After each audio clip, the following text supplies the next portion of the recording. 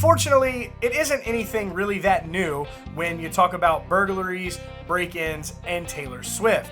But it is something that is new when you talk about burglaries and break-ins with Taylor Swift's dad. Alright, so Taylor Swift's dad, Scott Swift, owns a condo on the 13th floor within the Vinoy Place condominiums located in St. Petersburg, Florida. And according to the Tampa Bay Times, authorities say that Swift's home was allegedly burglarized by a gentleman by the name of Terrence Hoover back on January 17th of this year. And on top of it, Taylor Swift's dad found himself in a physical altercation with Hoover. And just a quick recap going back to the Tampa Bay Times, according to their report, an arrest affidavit explains that the Vinoy Place condominiums, where Swift's dad lives, is a gated community and also has guards at the front entrance. But Hoover was able to get past the gate and the guards in order to get to his condo. It goes on to read, once Hoover bypasses the gate and the guards,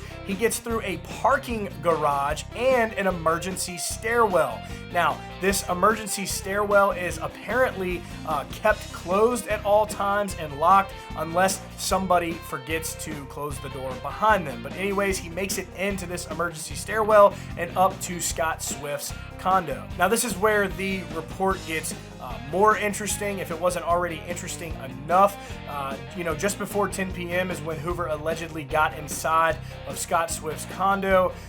Swift returns home, and when he does, he finds Hoover running out of his residence. The two then ensued in a physical altercation, but ultimately in the end, Hoover fled the scene, getting away. So after hearing all what you have just heard, trust me, you have to hear this. Going back to the report, according to the Tampa Bay Times, the report indicates that Hoover called the police on himself to report his encounter with a man living at the Vinoy.